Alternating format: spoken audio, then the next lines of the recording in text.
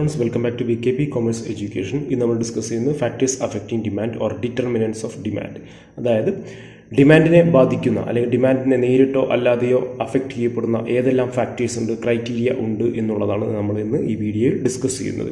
Determinants of demand or factors affecting demand. Okay, there are number of factors which are affecting demand of a particular goods or services. അതിൽ ഏറ്റവും പ്രധാനപ്പെട്ട factors നോക്കാം. Price of a commodity, price of related goods, income of consumers, taste and preference of consumers, consumers expectation regarding price, credit policy, size and composition of population, income distribution, climatic factors, government policy തുടങ്ങിയവയാണ് ഏറ്റവും പ്രധാനപ്പെട്ട factors. നമുക്ക് one by one ആയിട്ട് ഓരോന്നും നോക്കാം. So എന്താണ് demand function എന്ന് ആദ്യം അറിഞ്ഞിരുന്നതിന് ശേഷം ഫാക്ടേഴ്സിനെ കുറിച്ച് അറിയുന്നതാണ് ഏറ്റവും നല്ലത്. അപ്പോൾ നമുക്ക് ആദ്യം എന്താണ് ഡിമാൻഡ് ഫംഗ്ഷൻ എന്ന് നോക്കാം. Demand is the function or factor of different factors എന്ന് പറയാം. ഡിമാൻഡ് എന്ന് പറയുന്ന സിംബോളിക്കലി ഡി എക്സ് എന്നുള്ള ഡിമാൻഡ് എന്നുള്ള കൺസെപ്റ്റ് വരുന്നത് it's a function of P X P Y Y T എന്നുള്ളതാണ്. P X is the price per unit, then price of related goods, income of the consumer, taste and preference of the consumers and number of factors. Sum total or the function of all these factors are lead to the demand for a particular goods. അപ്പോൾ ഈ പറയുന്ന ഫാക്ടേഴ്സിൻ്റെ എല്ലാം കൂടി function ആയിരിക്കും demand എന്ന് പറയുന്നത്. So demand for a good by a consumer can vary in response to several factors such it is its own price of other related goods, income of the consumer, taste and preferences of the consumers, etc. ഒരു സാധനത്തിന്റെ demand, ഒരു ഗുഡ്സിന്റെ അല്ലെങ്കിൽ സർവീസിന്റെ demand എന്ന് പറയുന്നത് വ്യത്യസ്തമായ ഫാക്ടേഴ്സിന്റെ function കൊണ്ടാവാം അല്ലെങ്കിൽ അതിന്റെ അഫക്റ്റിംഗ് ക്രൈറ്റീരിയ കൊണ്ടാവാം. അപ്പോൾ എങ്ങനെയൊക്കെയാണ് അത് ഒരു സാധനത്തിന്റെ ഡിമാൻഡിനെ ബാധിക്കുന്നത് എന്നുള്ളത് നോക്കാം. Okay, first of all price of the commodity. ഒരു സാധനത്തിൻ്റെ അല്ലെങ്കിൽ ഗുഡ്സിൻ്റെ ആയാലോ സർവീസിൻ്റെ ആയാലോ ഡിമാൻഡിനെ ബാധിക്കുന്ന ഏറ്റവും പ്രധാനപ്പെട്ട ഫാക്ടർ അല്ലെങ്കിൽ ഡിറ്റർമിനന്റ് എന്ന് പറയുന്നത് അതിൻ്റെ വിലയാണ്. Price, cost of the commodity അല്ലെങ്കിൽ പ്രൈസ് ഓഫ് ദ കമ്മോഡിറ്റി എന്ന് പറയാം. Okay, the first determinant of the demand for a good it's own price. The consumer compares the marginal utility expected from a good with its price and decides whether it's worth buying or not. ഒരു സാധനം നമ്മൾ വാങ്ങിക്കാൻ പോകുമ്പോൾ ആ സാധനത്തിൽ നിന്ന് നമുക്ക് കിട്ടുന്ന യൂട്ടിലിറ്റി, സാറ്റിസ്ഫാക്ഷൻ, വൺ സാറ്റിസ്ഫൈങ് പവറും അതിന് നമ്മൾ ചെലവഴിക്കുന്ന പണത്തിൻ്റെ മൂല്യവും തമ്മിൽ ഈക്വൽ ആവുന്നുണ്ടോ എങ്കിൽ മാത്രമേ നമ്മൾ ആ സാധനം പർച്ചേസ് ചെയ്യുകയുള്ളൂ. അപ്പോൾ അതിനെ സംബന്ധിച്ചിടത്തോളം നമുക്ക് കിട്ടുന്ന സാറ്റിസ്ഫാക്ഷൻ പ്രൈസും ഈക്വൽ ആവുകയോ അതിന് കൂടുതൽ ഉണ്ടാവുകയോ ചെയ്തെങ്കിൽ മാത്രമേ നമ്മൾ പർച്ചേസ് ചെയ്യുകയുള്ളൂ. അപ്പോൾ പ്രൈസ് ആണ് ഒരു ഡിപ്പെൻഡിങ് ഫാക്ടറായിട്ട് കൺസിഡർ ചെയ്യപ്പെടുന്നു. ഒരു സാധനം പർച്ചേസ് ചെയ്യണോ ചെയ്യണ്ടയോ എന്ന് തീരുമാനിക്കപ്പെടുന്നത് ആ സാധനത്തിന് ഡിമാൻഡ് ഉണ്ടാക്കുന്നത് അതിൻ്റെ പ്രൈസാണ്.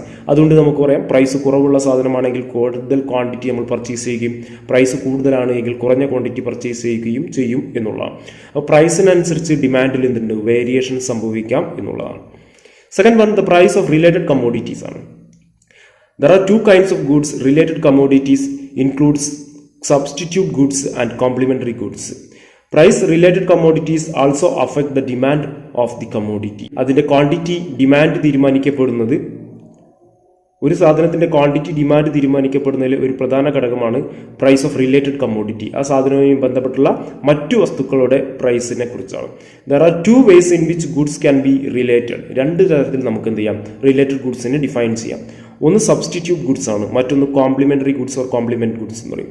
First case substitute goods. ഒരു സാധനത്തിന് പകരമായിട്ട് മറ്റൊരു സാധനം നമുക്ക് ഉപയോഗിക്കാൻ കഴിയുന്നു എങ്കിൽ അതിനെയാണ് സബ്സ്റ്റിറ്റ്യൂട്ട് ഗുഡ്സ് എന്ന് പറയുന്നത്. If the price of a substitute good Y increases, the demand for that good falls and the consumer wants to be more of X instead. അതായത് വൈ എന്ന സാധനത്തിന്റെ വില കൂടുകയാണെങ്കിൽ സ്വാഭാവികമായിട്ടും അതിന് സബ്സ്റ്റിറ്റ്യൂട്ട് ആയിട്ടുള്ള എക്സ് എന്ന സാധനത്തിന്റെ ഡിമാൻഡ് കൂടും. അവിടെ സംഭവിക്കുന്നത് സബ്സ്റ്റിറ്റ്യൂട്ട് ഗുഡ്സിന്റെ വില കൂടുന്നതിനനുസരിച്ച് അതിന്റെ മറ്റൊരു സബ്സ്റ്റിറ്റ്യൂട്ട് ഗുഡ്സിന്റെ ക്വാണ്ടിറ്റി ഡിമാൻഡ് കൂടും എന്നുള്ളതാണ്. സബ്സ്റ്റിറ്റ്യൂട്ട് ഗുഡ്സ് തമ്മിൽ ഒരു പോസിറ്റീവായിട്ടുള്ള ക്രോസ് പ്രൈസ് ഇഫക്റ്റ് ആണ് നിലനിൽക്കുന്നത്.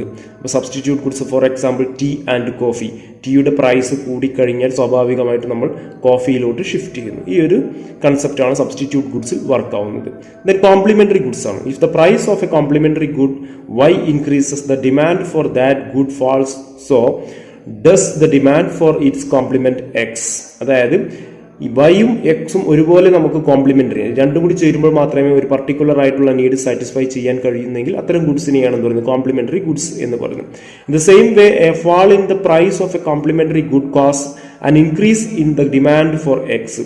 അതുപോലെ തന്നെ അതിൽ ഏതെങ്കിലും ഒരു ഐറ്റത്തിന്റെ അല്ലെങ്കിൽ ഒരു പ്രൊഡക്റ്റിന്റെ വില കുറയുകയാണെങ്കിൽ മറ്റേ പ്രൊഡക്റ്റിന്റെ എന്ത് ചെയ്യും, സ്വാഭാവികമായിട്ടും ഡിമാൻഡ് കൂടുകയും ചെയ്യും എന്നുള്ളതാണ്.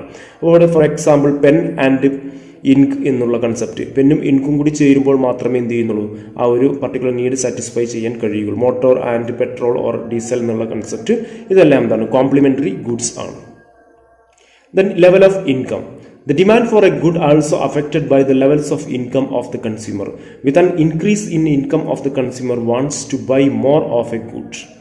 ഒരു ആളുടെ ഇൻകം കൂടുന്നതിനനുസരിച്ച് സ്വാഭാവികമായിട്ടും അയാളുടെ പർച്ചേസിംഗ് പവർ കൂടുകയും ക്വാണ്ടിറ്റി ഡിമാൻഡ് കൂടുകയും ചെയ്യും. ഇൻകം കുറയുന്നതിനനുസരിച്ച് ആ ഒരു കൺസ്യൂമറുടെ ഇൻകം കുറയുന്നതിനനുസരിച്ച് അവരുടെ പർച്ചേസിംഗ് പവർ കുറയുകയും കുറഞ്ഞ ക്വാണ്ടിറ്റി ഡിമാൻഡ് ചെയ്യുകയും ചെയ്യും. പക്ഷേ ഇൻഫീരിയർ ഗുഡ്സിന്റെ കേസിൽ ഈ ഒരു ഇൻകം കൂടിയാൽ പോലും അവർ കൂടുതൽ ക്വാണ്ടിറ്റി പർച്ചേസ് ചെയ്യാനുള്ള സാധ്യതയില്ല. Inferior goods like tapioca. Expected change in price ആണ് next word. If a price of a good is expected to increase, demand for that good also increased and vice versa. ഒരു സാധനത്തിന്റെ വില ഭാവിയിലും കൂടും എന്ന് വിശ്വസിക്കപ്പെടുകയാണെങ്കിൽ നിലവിലുള്ള പ്രൈസ് കൂടുതൽ ക്വാണ്ടിറ്റി അവർ വാങ്ങാനുള്ള സാധ്യതയുണ്ട്. A consumer wants to buy a good before it price goes up and will postpone its purchase if price is expected to fall. അതുപോലെ തന്നെ നിലവിൽ ഒരു സാധനത്തിന്റെ വില കൂടുകയാണ് എങ്കിൽ, തുടർച്ചയായി കൂടിക്കൊണ്ടിരിക്കുകയാണെങ്കിൽ അത് സാധനത്തിന്റെ വില കുറയുന്നതിന് വേണ്ടി അവർ കാത്തിരിക്കുകയും കുറയുന്ന സമയത്ത് കൂടുതൽ ക്വാണ്ടിറ്റി വാങ്ങാം എന്ന് വിചാരിക്കുകയും ചെയ്യാം. അങ്ങനെയും സംഭവിക്കാം. അപ്പോൾ സ്വർണത്തിന്റെ കേസിലൊക്കെ ഈ ഒരു എക്സ്പെക്റ്റഡ് ചേഞ്ച് ഇൻ പ്രൈസ് സംഭവിക്കാറുണ്ട് എന്നുള്ളതാണ്. Then taste and preference of the consumer. കൺസ്യൂമേഴ്സിന്റെ ടേസ്റ്റ് ആൻഡ് പ്രിഫറൻസിനനുസരിച്ചായിരിക്കും ക്വാണ്ടിറ്റി ഡിമാൻഡ് ചെയ്യപ്പെടുന്നത്. പീപ്പിൾ ടേസ്റ്റ് ആൻഡ് പ്രിഫറൻസ് എന്ന് പറയുന്നത് സമയക്രമങ്ങളിൽ കാലക്രമങ്ങളിൽ മാറിക്കൊണ്ടിരിക്കുന്ന ഒരു പ്രത്യേകതരം ഫാക്ടറാണ്. People's taste and preferences for various goods often change as a result there is change in demand for dum.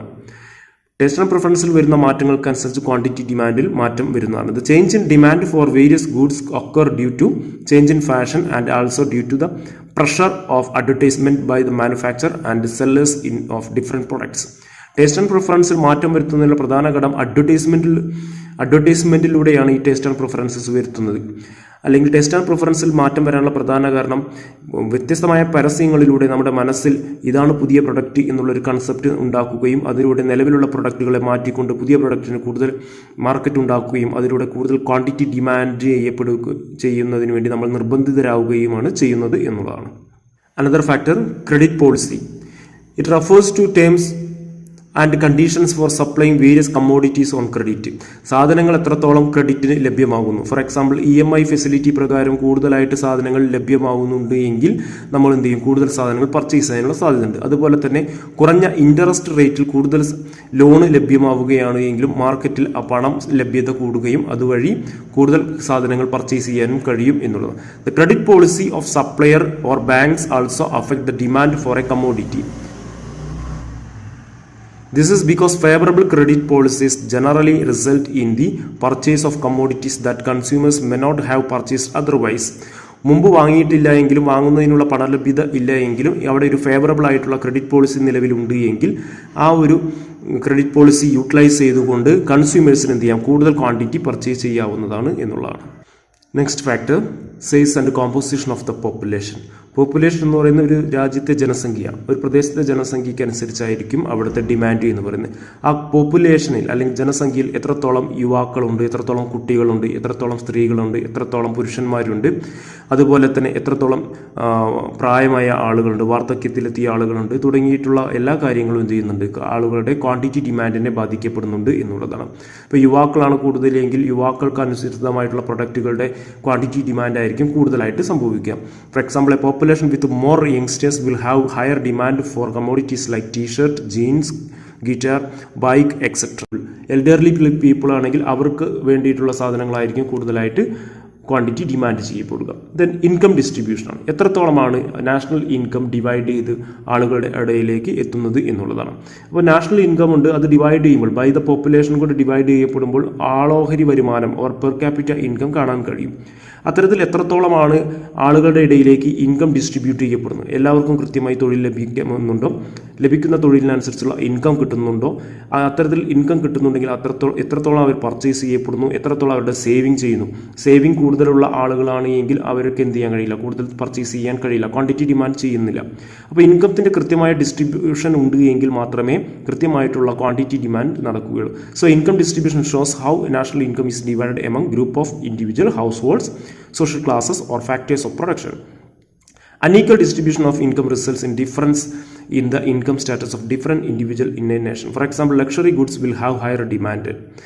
On the other hand, the nation having evenly distributed income would have higher demand for essential goods. അതായത് ചുരുക്കം ചില ആളുകൾക്ക് കൃത്യമായിട്ട് രാഷ്ട്രത്തിൻ്റെ വിഭവം അല്ലെങ്കിൽ national income കൂടുതലായിട്ട് കിട്ടുകയും കുറച്ച് ആളുകൾക്ക് ഒന്നും തന്നെ കിട്ടാതിരിക്കുകയും ചെയ്യുകയാണ് എങ്കിൽ കൂടുതൽ ഇൻകം ഉള്ള ആളുകൾ ലക്ഷറി ഗുഡ്സിനും കുറഞ്ഞ ഇൻകമുള്ള ആളുകൾക്ക് അവരുടെ ബേസിക് നെസസിറ്റീസും ആയിരിക്കും ഓപ്റ്റ് ചെയ്യുക. നേരെ മറിച്ച് കൃത്യമായിട്ട് എല്ലാവർക്കും കൃത്യമായിട്ട് നാഷണൽ ഇൻകം പ്രൊപ്പോർഷനേറ്റ് ആയിട്ട് ഡിസ്ട്രിബ്യൂട്ട് ചെയ്യപ്പെടുന്നുണ്ടെങ്കിൽ എല്ലാവർക്കും അവരുടെ എസെൻഷ്യൽ ഗുഡ്സ് മീറ്റ് ചെയ്യാൻ കഴിയുന്നു എന്നുള്ളതാണ്. ക്ലൈമാറ്റിക് ഫാക്ടേഴ്സ്, വെതർ കണ്ടീഷൻസും ക്ലൈമാറ്റിക് ഫാക്ടേഴ്സും ക്വാണ്ടിറ്റി ഡിമാൻഡിനെ അഫക്റ്റ് ചെയ്യപ്പെടുന്നു. ഫോർ എക്സാമ്പിൾ, ഒരു ചൂടുള്ള കാലഘട്ടത്താണ് എങ്കിൽ കാലഘട്ടത്തിൽ എയർ കൂളറുകളും എയർ കണ്ടീഷൻസും അതുപോലെ തന്നെ കൂൾ ഡ്രിങ്ക്സ് അതുപോലെ തന്നെ അംബ്രല്ല തുടങ്ങിയ സാധനങ്ങളെല്ലാം കൂടുതലായിട്ട് വിറ്റുപോകുന്നു. മൺസൂൺ സീസണിലാണ് എങ്കിൽ അംബ്രല്ലാസും അതുപോലെ തന്നെ റെയിൻ കോട്ട് തുടങ്ങിയിട്ടുള്ള മഴയുമായി ബന്ധപ്പെട്ടുള്ള പ്രൊഡക്റ്റുകളായിരിക്കും കൂടുതലായിട്ട് വിറ്റുപോകുന്നത്. So demand for the commodities depend on the climatic conditions of a region such as cold, hot, humid and dry etcetera. മറ്റൊന്ന് ഗവൺമെൻറ് പോളിസിയാണ്. This includes the actions taken by the government to determine the physical policy and monetary such as taxation levels, budget, money supply and interest rate etcetera.